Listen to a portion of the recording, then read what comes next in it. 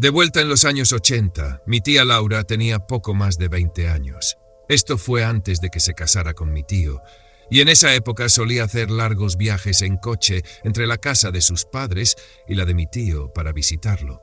Era un periodo de transición para ellos. Él acababa de graduarse y ella aún no se había mudado para estar con él. El trayecto atravesaba varios estados y un extenso desierto, lo que le tomaba varias horas. Aquella carretera desolada tenía tramos de cientos de kilómetros en los que era raro ver otro conductor y mucho menos una estación de servicio. Una noche Laura emprendió uno de estos viajes. Un par de horas después de haber salido, notó que un vehículo oscuro comenzó a acercarse lentamente. Al principio apenas se dio cuenta, ya que iba cantando con la radio, pero luego el coche se puso peligrosamente cerca. Apagó la música y miró por el retrovisor. Vio que el conductor encendía y apagaba las luces altas mientras señalaba su coche, haciéndole gestos para que se detuviera. Alarmada, redujo la velocidad y empezó a buscar un lugar seguro para orillarse, pensando que tal vez había algo mal con su vehículo. Justo cuando comenzó a girar el volante para salir de la carretera, sintió algo dentro de ella, tan claro como si alguien le hablara: «No te detengas». Un segundo después, la voz en su mente fue aún más fuerte: «No te detengas». Llámalo intuición, instinto o incluso una advertencia divina, pero una oleada de adrenalina recorrió su cuerpo. Su corazón latió con fuerza cuando, en un acto impulsivo, pisó el acelerador y volvió a la carretera a toda velocidad. Mientras trataba de calmarse y entender qué acababa de pasar, vio por el espejo retrovisor que el coche oscuro aceleraba detrás de ella, siguiéndola de cerca y continuando con los gestos para que se detuviera. El miedo y la confusión la invadieron. Se preguntaba si realmente algo andaba mal con su auto o si estaba en peligro. ¿Y qué era esa voz que había escuchado? En aquellos tiempos, quedarse varada en medio del desierto era un problema grave, especialmente sin teléfonos celulares. Por un momento, su determinación flaqueó y comenzó a disminuir la velocidad, dudando de su propia percepción. Pero entonces, el otro vehículo aceleró, se metió en el carril contrario y se puso a la par de su auto. El conductor le sonrió de una manera perturbadora, hizo un gesto señalando la carretera y le movió los labios, pronunciando claramente: «Oríllate». Laura sintió un escalofrío recorrerle la espalda. En el momento en que cruzó miradas con él, sintió una sensación de puro terror. Algo en sus ojos era malvado. Le pareció que su aspecto era sucio y descuidado, y notó que le faltaban varios dientes en su macabra sonrisa. Nunca olvidaría aquella imagen. Su estómago se revolvió y nuevamente escuchó la advertencia en su cabeza: «No te detengas». Cualquier duda que le quedaba desapareció. Puso el pie en el acelerador y trató de perderlo, pero él la siguió, imitando todos sus movimientos. Si ella desaceleraba, él también. Si ella aceleraba, él hacía lo mismo. Incluso comenzó a intentar sacarla de la carretera, golpeando ligeramente la parte trasera de su auto. Laura estaba al borde de las lágrimas, completamente sola en medio de la nada, siendo acechada por un desconocido. Después de lo que pareció una eternidad, vio a lo lejos un par de camiones de carga. Un rayo de esperanza la invadió. Si lograba acercarse a ellos, o incluso meterse entre ambos, tal vez estaría a salvo. Aceleró con todas sus fuerzas. El hombre continuó su persecución, tocando la bocina, encendiendo las luces altas y tratando de chocar contra ella. Pero cuando finalmente alcanzó los camiones y logró posicionarse entre ellos, el coche oscuro comenzó a disminuir la velocidad hasta que desapareció por completo de su vista. Laura se mantuvo junto a los camiones por un buen rato, hasta que, sintiéndose segura, finalmente se detuvo en una gasolinera. Allí rompió en llanto. Años después, Laura y mi tío estaban casados. Él trabajaba como fiscal de alto perfil en Las Vegas, y ella se había convertido en madre de varios niños. Desde que la conocí, siempre estuvo obsesionada con el crimen real. Programas como Dateline, 2020 y Misterios sin resolver siempre estaban encendidos en su casa. Un día, estaba doblando la ropa en la cocina mientras escuchaba la televisión en la otra habitación. Un entrevistador estaba hablando con un hombre en el corredor de la muerte. Laura apenas prestaba atención hasta que escuchó al hombre describir su método para elegir a sus víctimas. Esperaba al costado de la carretera, dijo. Si pasaba un coche con una familia, esperaba. Si pasaba un hombre solo, también esperaba. pero de vez en cuando pasaba un coche con una mujer bonita conduciendo sola. Entonces salía detrás de ella y la seguía. Encendía y apagaba mis luces, tocaba la bocina y le hacía señas para que se detuviera. Laura sintió su cuerpo congelarse. La mayoría se detenía. Les decía que abrieran el capó, que parecía haber algo mal con su auto, y cuando lo hacían, desconectaba un par de cables. Cuando intentaban arrancar y el coche no funcionaba, les decía: «No hay problema, mi amigo tiene un taller en el próximo pueblo, puedo llevarte». Laura, ahora completamente inmóvil, se acercó lentamente al televisor. Subían a mi coche y luego las agredía, las mataba y las enterraba en cualquier parte del desierto. Cuando le preguntaron cuántas veces lo había hecho, el asesino se encogió de hombros y respondió: «Nunca encontrarán todos los cuerpos. Perdí la cuenta».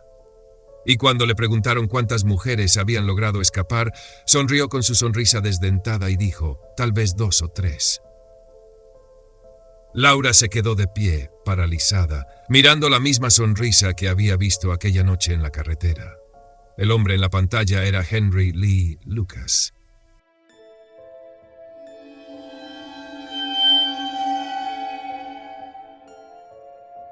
Era un caluroso día de verano. Había salido de excursión y terminé completamente perdido, pero esa es otra historia. Basta con decir que había caminado a través de un desierto sin senderos durante millas y millas. Cuando finalmente encontré una carretera, estaba tan lejos de mi auto que ni siquiera sabía en qué dirección ir. Estaba muerto de cansancio, agotado y aún a varias millas de mi coche. Finalmente, ya de camino a casa, en una tarde calurosa y soleada, después de haber pasado muchas horas perdido en las montañas y los bosques, me encontré a unas 15 millas de mi hogar, que está en el campo.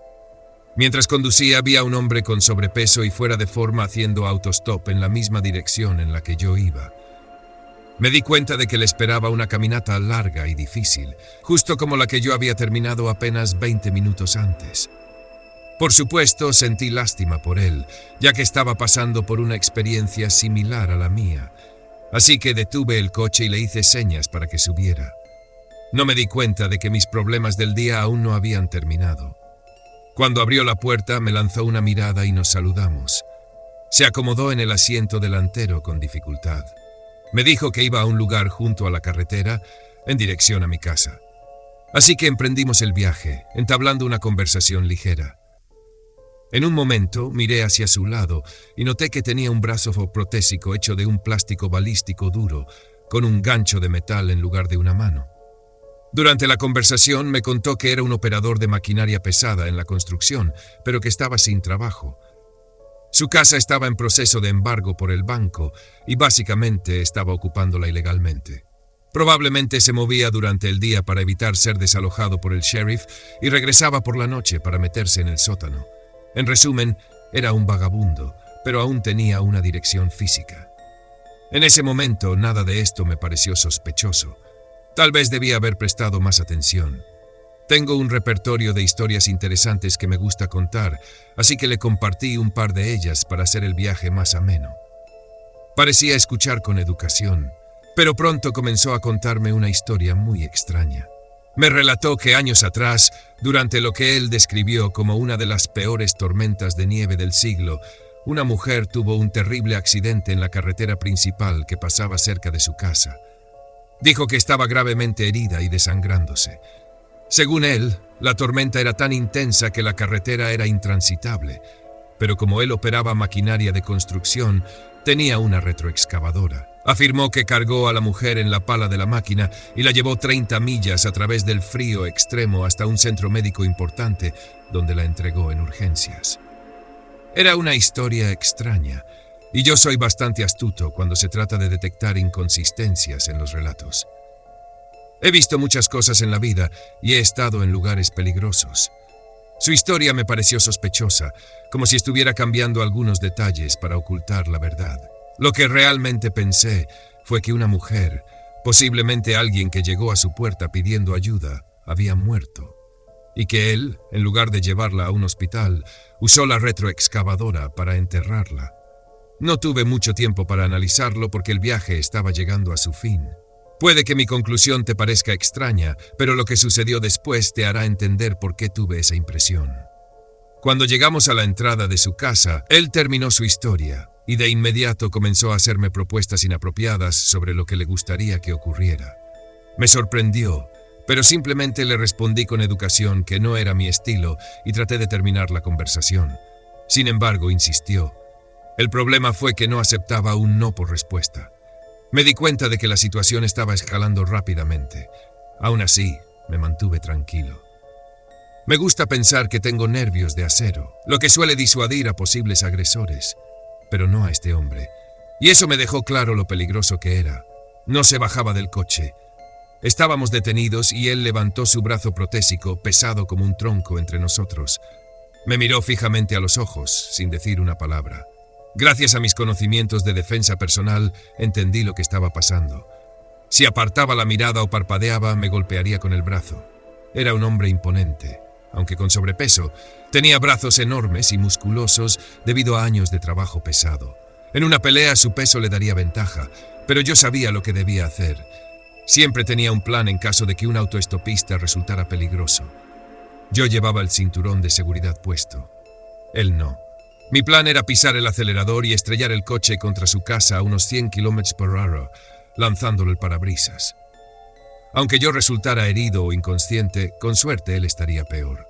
El ruido del choque llamaría la atención de los vecinos y la bocina quedaría sonando. Sabía que si me dejaba noqueado nunca despertaría. Un hombre así no dejaría a un testigo con vida. Otro truco que aprendí en artes marciales es nunca apartar la vista del oponente. Si lo miras fijamente y lees su intención, puedes reaccionar al primer movimiento. Él vio en mis ojos que estaba listo para pelear por mi vida. De repente, abrió la puerta y de forma anticlimática se bajó del auto. Rápidamente puse marcha atrás, giré el auto y salí de allí sin mirar atrás. Mientras me alejaba, pensé, ese es el tipo más peligroso que he conocido. Debería llamar a la policía estatal y advertirles sobre él. No pasará mucho tiempo antes de que mate a alguien. Pero también pensé que la policía no me tomaría en serio. Después de todo, técnicamente no había hecho nada más que ser una amenaza. ¿Qué podía hacer yo? Y la verdad es que, ahora que estaba a salvo, solo quería olvidar lo ocurrido. Había sido un día demasiado largo. No quería perder una hora más haciendo un informe policial y lidiando con agentes que probablemente no me creerían. En retrospectiva, veo que fue un error. 10 años después, esa propiedad se convirtió en el epicentro de una escena del crimen. Una mujer de otro estado había ido a vivir allí y desapareció. No me di cuenta de que era la misma casa hasta que pasé por la zona un día y vi una unidad móvil de la policía estatal, 5 patrullas, un helicóptero y toda el área acordonada con cinta de crimen. En ese momento pensé, Dios mío, realmente debería haber avisado. Tal vez esto se habría evitado. Pero ese día fui egoísta y solo pensé en mí mismo. Más tarde, encontraron el cuerpo de la mujer en un estanque cercano, dentro de un congelador que había salido de esa casa. Se revelaron historias perturbadoras sobre cómo una pareja explotó a una joven sin hogar que había tenido mala suerte en la vida. Parece que hubo más personas involucradas, pero no entraré en detalles por respeto a la familia. Días después, cuando la investigación se estaba cerrando, solo quedaban un par de patrullas asegurando la escena.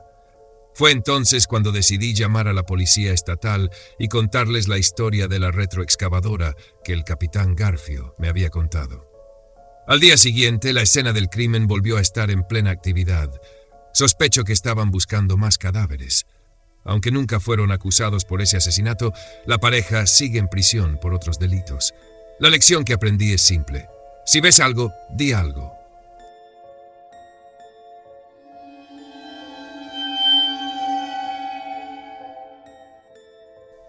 Hace unos 4 días tuve una experiencia que no he podido olvidar. Tengo 25 años y estaba cuidando el perro de mi novio mientras él estaba de viaje de mochilero. La casa de mi novio está en una zona semi-remota, al final de una colina y en medio de varias hectáreas de terreno. Está justo al lado de la carretera principal y al otro lado hay un pequeño vecindario rural. Es un lugar que se siente a la vez seguro y peligroso. La comunidad es cercana, pero la gente suele mantenerse reservada y hay muchas casas abandonadas y deterioradas junto a otras muy bien cuidadas. Un vecindario típico del campo. Por eso, no me sentí insegura al aceptar cuidar la casa de mi novio y su perro Max. Max es un bulldog americano mezclado con labrador inglés de 52 kilos, completamente negro y puro músculo. Desde que mi novio y yo comenzamos a salir, se ha vuelto muy protector conmigo. También tengo a mi perra, Lily, una mezcla de caniche de unos 26 kilos. Como soy peluquera canina, siempre la llevo con cortes de pelo divertidos y moños. Todo esto es para decir que uno de mis perros es muy intimidante y el otro no tanto. Sin embargo, debido a la fuerza de Max, no puedo caminar con ambos al mismo tiempo. Así que primero paseo a Lily y luego regreso por Max para darle su paseo. Ambos caminan unos 30 minutos cada uno. Me gusta sacar a Max por la noche porque me hace sentir más segura cuando oscurece. Esa noche, mientras caminaba con Lily, me dio una extraña sensación de que alguien me observaba. El vello de mi nuca se erizó y cuando miré alrededor, noté que a unos 10 metros de distancia había un hombre alto con una sudadera con capucha, parado junto a una casa vieja y descuidada. Inmediatamente pensé que la sudadera era extraña, ya que vivo en el norte de California y estábamos a principios de agosto. La temperatura por la noche no baja de los 30 grados, especialmente cuando el sol aún se estaba poniendo. Intenté ignorarlo, ya que suelo ser paranoica por leer tantas historias de no volvamos a encontrarnos. Sin embargo, mientras caminaba y la luz del día disminuía, me di cuenta de que el hombre seguía manteniendo la misma distancia de unos 10 metros. Si giraba a una esquina, él también lo hacía. Si aceleraba el paso, él también. Cuando llegamos a la carretera principal, crucé justo antes de que pasara un coche a toda velocidad, esperando que eso pusiera distancia entre nosotros. Lo logró, pero no evitó que siguiera siguiéndome. Caminé lo más rápido que pude hacia la casa, sin querer mirar atrás, pero ahora podía escuchar sus pasos sobre la grava. Lily también lo notó y comenzó a ladrar y gruñir. Cuando finalmente llegué, cerré la puerta con fuerza y la aseguré con llave, esperando que todo terminara ahí. Pero apenas segundos después, sentí que alguien intentaba abrir la puerta. Los perros también lo escucharon y comenzaron a ladrar sin parar. No hay mirilla en la puerta, pero es lo suficientemente delgada como para que pudiera hablar con quien estuviera afuera. Grité preguntando quién era, y a través de los ladridos escuché la voz de un hombre. «Me encanta tu perra. ¿Puedo conocerla?» Por alguna razón, la forma en la que lo dijo me puso la piel de gallina. Sonaba vacío, como si hubiera ensayado la frase antes de decirla. «No», grité. «Por favor, vete». Hubo un segundo de silencio, y luego volvió a decir exactamente lo mismo. «Me encanta tu perra. ¿Puedo conocerla?» Entonces empezó a forcejear con la manija de la puerta y a empujar contra ella. Para este punto, Max ya había notado que algo andaba mal. Su pelo estaba erizado, gruñía y chocaba los dientes con fuerza. No sé qué me poseyó en ese momento, pero lancé a Lily al baño y agarré a Max por el collar, manteniéndolo cerca de la puerta conmigo. «¡Lárgate!», grité. El hombre se detuvo por un momento y luego embistió la puerta. Vi cómo la puerta se movió y en ese instante desbloqueé el cerrojo y la abrí solo lo suficiente para que Max pudiera asomarse. Él estaba completamente furioso y mis manos comenzaron a doler de tanto sujetarlo. Pude escuchar sus dientes chocar mientras mordía el aire, tratando de alcanzar al intruso. Este tipo definitivamente no esperaba encontrar a Max. Se tambaleó hacia atrás, casi cayendo, y soltó una maldición mientras trataba de mantenerse en pie. No me miró ni una vez, simplemente salió corriendo colina arriba, desapareciendo de mi vista. Enseguida metí a Max, cerré la puerta con seguro y llamé a la policía para contarles lo que había pasado. No logré ver bien el rostro del hombre, y básicamente me dijeron que no podían hacer mucho, pero tomaron mi declaración y me informaron que me contactarían si surgía algo.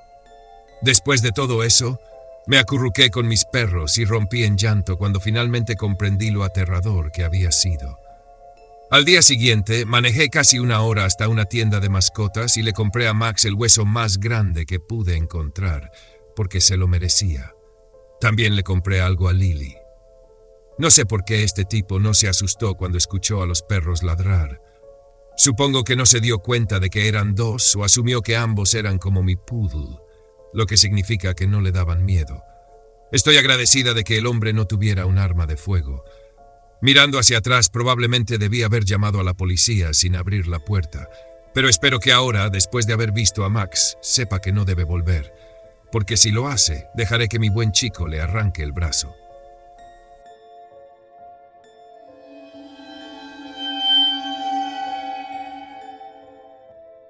Esto ocurrió hace varios años. Aunque puede que no sea tan aterrador como otras historias aquí, sin duda fue uno de los encuentros más extraños y aterradores que he tenido. Tengo 33 años y vivo en una zona rural del Medio Oeste. Nací y crecí en mi ciudad natal y, con la excepción de unos meses en los que viví con mi padre en la costa este, he pasado toda mi vida aquí. Con el tiempo, me he familiarizado bastante con la mayoría de los caminos secundarios de la zona. Uno de estos caminos es una vieja carretera que, desde la construcción de la autopista interestatal que atraviesa la ciudad, ha quedado prácticamente en desuso. Es un camino largo y sinuoso que ofrece vistas panorámicas impresionantes durante el día y una escapada tranquila de la ciudad por la noche. A lo largo de esta carretera hay un pequeño lote con no más de 10 espacios de estacionamiento, 2 mesas de picnic y un solo bote de basura. Es fácil pasarlo por alto debido a la espesa vegetación que lo rodea y, por su naturaleza aislada, ha sido testigo de muchas travesuras adolescentes. Yo mismo pasé muchos viernes por la noche ahí, fumando con mis amigos. A lo largo de los años, este lugar se convirtió en uno de mis refugios favoritos cuando necesitaba tranquilidad o estar solo. Hace unos 5 años, mi novia y yo estábamos pasando por un mal momento. Tuvimos una gran pelea porque, a pesar de que tenía que madrugar para trabajar, ella decidió hacer una fiesta con sus amigos ruidosos y borrachos. Las cosas se salieron de control y, enfadado, salí de la casa y me dirigí hacia mi lugar favorito. Tan pronto como salí de los límites de la ciudad, puse mi música metal más agresiva a todo volumen y aceleré por el camino mientras fumaba un cigarro tras otro, tratando de calmarme. Cuando finalmente encontré la entrada al lugar, me alegré al ver que no había otros autos en el estacionamiento. No tendría que preocuparme por interrumpir a alguna pareja en pleno acto. Salí del coche de inmediato. Me senté en una de las mesas de picnic, encendí un cigarrillo y me puse a contemplar las estrellas. Pasaron varios minutos hasta que escuché ruidos entre los arbustos. No queriendo convertirme en el bocadillo de un coyote o de un gato montés, regresé apresuradamente a mi auto. Subí la música de nuevo y en cuestión de segundos ya me había olvidado de los ruidos. Decidí fumar un último cigarro antes de volver a casa. Iba por la mitad cuando de repente escuché golpes fuertes en la ventana del copiloto. Volteé y vi una mano enorme golpeando el vidrio. Bajé el volumen de la música y en cuanto lo hice, escuché una voz furiosa gritando: ¡Abre la puerta! El hombre comenzó a tirar con fuerza del manillar. Afortunadamente, mis puertas estaban cerradas con seguro. Después de unos segundos, desapareció de la ventana del copiloto y reapareció en la del lado del conductor, gritando y maldiciendo mientras golpeaba el cristal con los puños. Me quedé paralizado, confundido y aterrado. Pero finalmente reaccioné, puse el coche en reversa y aceleré.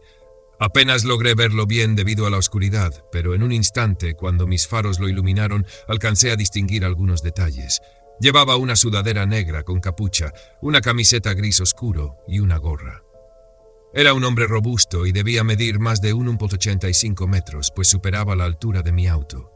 Lo único que pude ver con claridad fue que tenía una barba oscura y frondosa. Pisé el acelerador a fondo y salí de ahí a toda velocidad. Justo cuando tomé la carretera escuché un fuerte estruendo. Sonó como un disparo. Sin pensarlo, pisé aún más el acelerador, tomé el primer desvío que encontré y cuando estuve seguro de que nadie me seguía, solté el pie y me di cuenta de que iba a 140 km/h por un camino de grava. En ese momento, recordé que uno de mis mejores amigos trabajaba en una gasolinera cercana.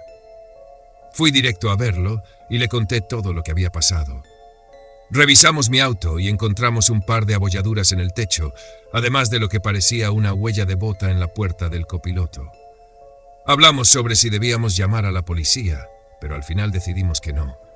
La zona donde ocurrió todo estaba a unos 20 minutos del pueblo más cercano, así que era muy probable que, para cuando llegaran los agentes, el tipo ya no estuviera ahí. Sí, sé que probablemente fue una decisión estúpida en retrospectiva. Hasta el día de hoy, sigo sin entender qué quería ese hombre. ¿Intentaba robarme? ¿Quería llevarse mi auto? ¿O quizás algo peor? No lo sé. Lo único que sé es que tuve suerte de salir con vida de esa situación.